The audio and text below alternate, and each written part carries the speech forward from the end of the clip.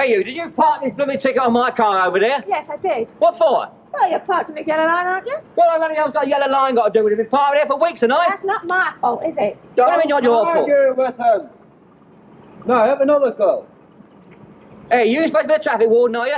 Do you park that blooming ticket over there? I did. What for? Well, because you're parked on a yellow line, aren't you? Yellow line, I've been parked there for weeks and Yes, so that's why I've been giving you the ticket.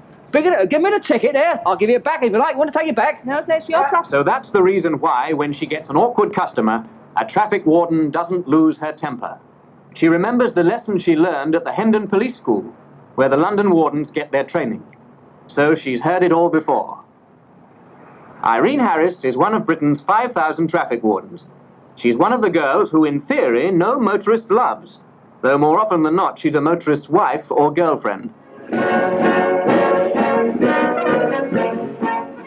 I passed my course all right nearly 2 years ago, and I've been pounding the warden's beat ever since. You mightn't believe it, but we walk about 10 miles a day. Mind you, I like the life, even though my poor feet do ache all the time. Some things we have to do, like moving on a motorist who's trying to park on a double yellow line. I find women much easier than men to deal with. There are twice as many women as men among London's 1,200 traffic wardens, though outside London it's the other way round.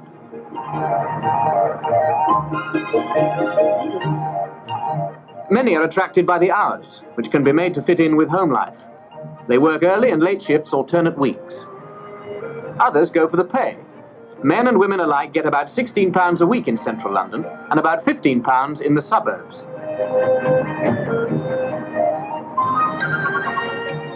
Senior wardens can rise to about £1,000 a year.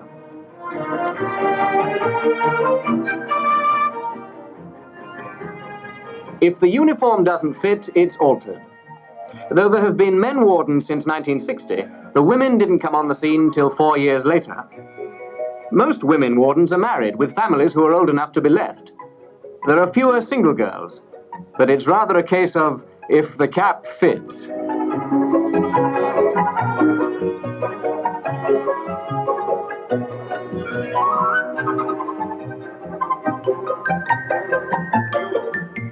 And it fits all kinds of people over 25. Ex-servicemen and women, housewives, retired factory workers, firemen, even policemen. Most of them belong to a union. Unlike some people, London wardens get paid for their lunch hour.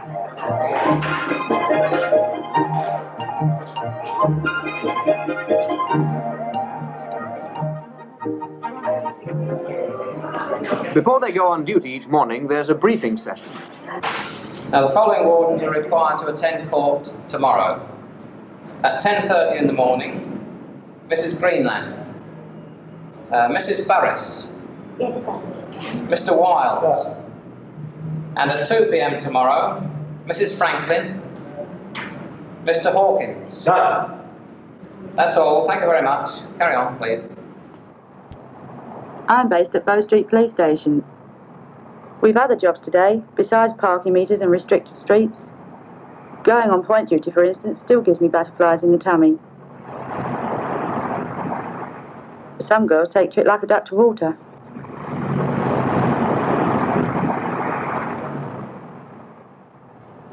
The wardens are employed by the police, but a few local authorities, such as Kingston-on-Thames, have for years insisted on keeping their own meter men, leaving the wardens to deal with motorists who park on the yellow line.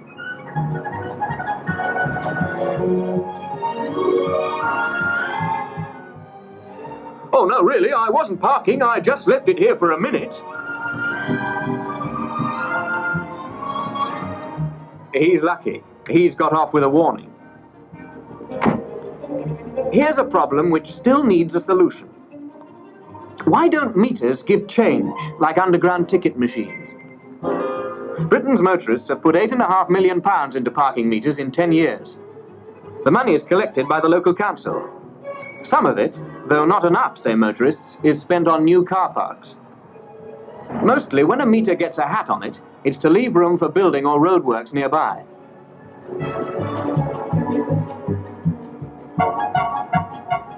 By the time she goes off duty, a warden will have walked round her beat about 20 times, looking after maybe 50 meters. Wardens don't travel in uniform, so now Irene's just one of London's countless commuters going home after work. Her husband, Eric, is an ambulance driver. I suggested Irene took this job when she got bored staying at home.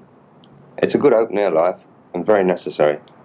It'd be much more difficult getting an ambulance up to a hospital quickly if it wasn't for the traffic wardens doing their job.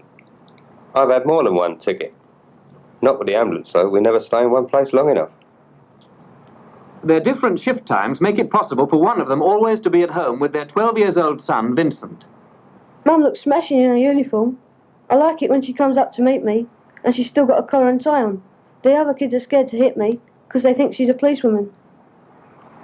When Eric's home, he often does the cooking, thank goodness. My friends think I'm a bit of a nit being a warden, but then they don't really understand. Irene used to be a dressmaker and found it dull working in a factory. Now she has a more varied life and still finds time to do what she wants to in the house and garden.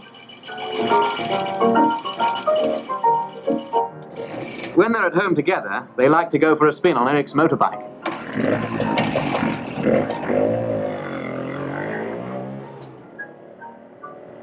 I often think how different it is on my beat in Soho when I'm off duty.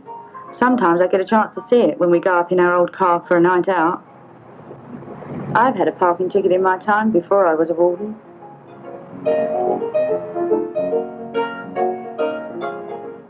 I usually find a space to park, but it takes a lot of looking for before we can go off on the spree.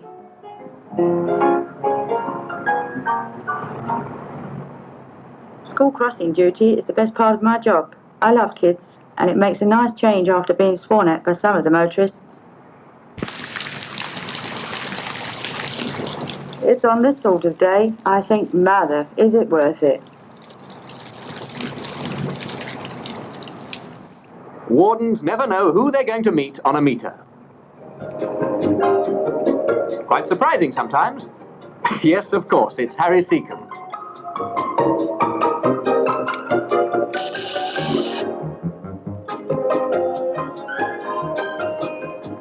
Well, this happens to most motorists sooner or later.